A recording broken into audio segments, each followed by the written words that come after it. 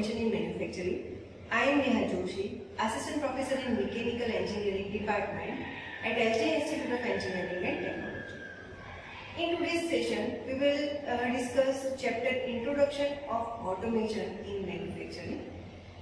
In today's session, we will cover different topics like what is automation, automated manufacturing system, reason for automating, and universal principle. First of all, what is automation? Automation is the creation and application of technology to produce and deliver goods and services with the minimum human intervention. The implementation of automation technologies, techniques and processes improve the efficiency, reliability and/or speed of the many tasks that were previously performed by humans. Automation is being used in number of areas such as manufacturing, transport, utilities, defense, facilities, operation and lately information and technology. It seems like a new technology are emerging and reshaping the way we work every day. In the manufacturing industry, the use of automation is rising and gaining traction. The main goal of automation is to have a machine or applications that perform the repetitive, time-consuming and potentially dangerous tasks previously performed by the labor resources. Now we will discuss about the automated manufacturing system. What is automated manufacturing system? Automated manufacturing system operate in the factory on the physical product. They perform operations such as processing, assembly, inspection and material handling, in some cases accomplishing more than one of the operations in same time. They are called automated because they perform their operation with reduced level of human participation compared with the corresponding manual process. Okay, so in some highly automated system, there is a virtually no human participation. Now we will take some examples of automated manufacturing system, which include automated machine tools that process parts, then transfer lines that perform a series of machining operations, automated assembly system, manufacturing system that use industrial robots to perform processing or assembly operation, automatic material handling and storage system to integrate manufacturing operation, automatic inspection system for the quality control. Okay. Now, automation is divided. Now, automation is divided into three categories. You can see here, the automation is divided into three categories. First one is fixed automation, next one is programmable automation, and third one is flexible automation. Now, what is fixed automation? Fixed automation is a system in which a sequence of processing or assembly operation is fixed by the equipment configuration.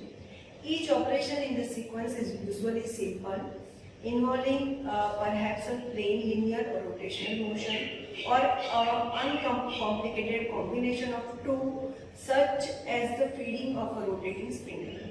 It is the integration and coordination of many such operations into the one piece of equipment that makes the system complex.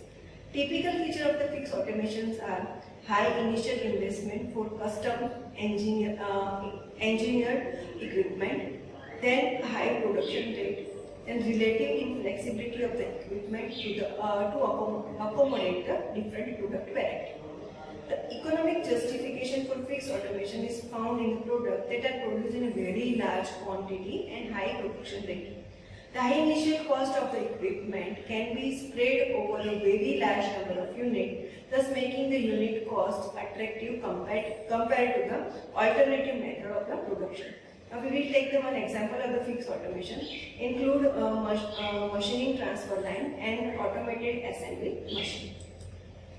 Second one is programmable automation. In programmable automation, the product equipment is designed with the capability to change the sequence of the operation to accommodate different product configuration.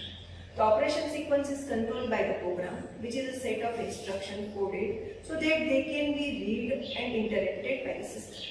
New program can be prepared and entered into the equipment to produce new products. Some of the features that characterize programmable automation, including high investment in general purpose equipment, low production rate, then fixed automation, flexibility to deal with the variation and change in the product configuration, and high suitability for the batch production. Programmable automated production systems are used in the low and medium volume production. And the parts or product are typically made in the batches. Okay. Now last one is flexible automation. Flexible automation, which is an extension of programmable automation. A flexible automated system is capable of producing a variety of parts or products with virtually no time lost for changeover from one part style to the next. There is no loss of production time while reprogramming the system and alternating physical setup like tooling, fixturing, machining setup.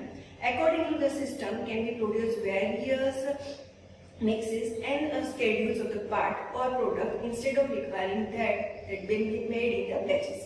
What makes a flexible automation possible is that the difference between parts processed by the system are not significant, so the amount of changeover required between the style is minimal. Okay. The feature of flexible automation include the high investment for a custom engineered system, continuous production of variable mixture of products, medium production rate, flexibility to deal with the product design variation. Okay. Now, what is the example of flexible automation? One example of flexible automation is the flexible manufacturing system for performing machining operation. The first system was installed in 1960. Now, we will discuss about the reason for automating the industry. Now, first reason is to increase the labor productivity. Now, how labor productivity will be increasing? Automating a manufacturing operation usually increase production rate and the labor productivity. So, this means a greater output per hour of the labor unit.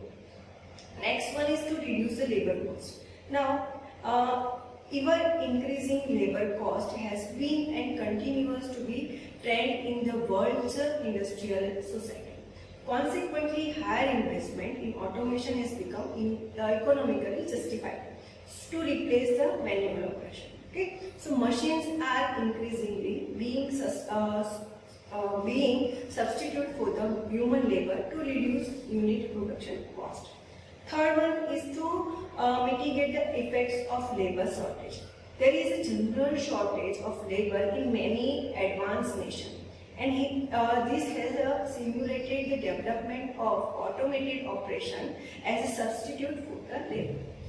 The next reason for automating is to reduce or eliminate routine manual and clerical tasks.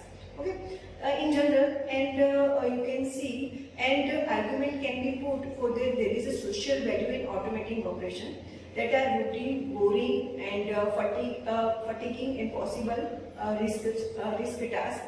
Automating such tasks improve the general level of working conditions. Now, next one is to improve the product quality. Next one is improve the worker safety. By automating, the worker safety will be improved.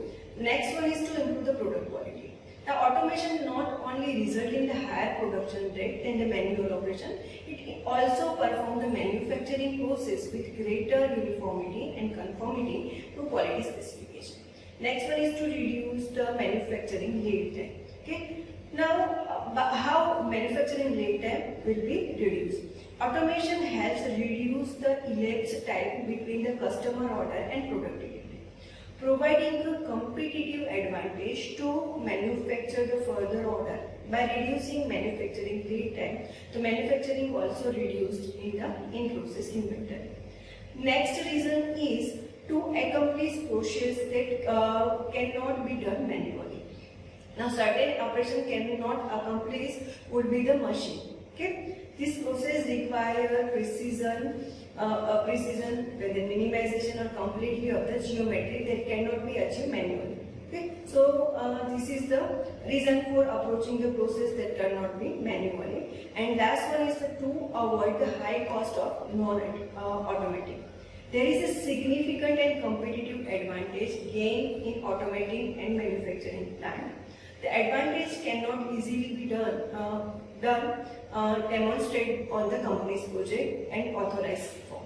Okay, the benefit of automation often show up in unexpected and integrable ways, such a way in improving quality, higher scale, better labor relation, and better company image. Okay, so these are the various reasons for automating in the company. Next one is the USA principle. Now we will discuss the USA principle for the automation. What is USA principle? The USA principle is a common sense or approach to automation and process improvement project. Similar procedure have been suggested in the manufacturing and automation trade literature, but no one has a more captivating title than this one. Now, what USA stand for? USA stand for understand the existing process, then simplifying the process and automate the process. Okay. Now, understanding the existing process. The first step in USA approach is to comprehend the current process in all its detail. What are the inputs? What are the outputs? What are exactly happen to the work unit between the input and output? What is the function of the process? How does it add value to the product? What are the upstream and downstream operation in production sequence and can be combined with the process under consideration? Some of the traditional industry engineering charting tools used in the analysis are used in this regard, such as the operation chart and the flow process chart. Application of this tool to the existing process provide a model of the process that can be analyzed and search for the weakness or strength. The number of steps of the process and the number of placement of the inspection and the number of move and delays experienced by the work unit and the time spent in the storage can be done by this charting techniques. Okay. Next step is simplify the process. Once the existing process is understood, the search being of the way to simplify this. This often involves a checklist of questions about the existing process. What is the purpose of this step or this transport? Is this step necessary? Can this step be eliminated? Does this step use the most appropriate technology? How can this step be simplified? Are the necessary steps in the process that might be eliminated detracting from the function? And the last one is automate the process. Once the process has been reduced to its simple form, then automation can be considered. The possible form of the automation include those listed in the strategies discussed in the following section. Okay, and automation migration strategy we will discuss in the next lecture. Okay, so this is what about the USA principle, why automation is required. Okay, thank you all of you for watching this video.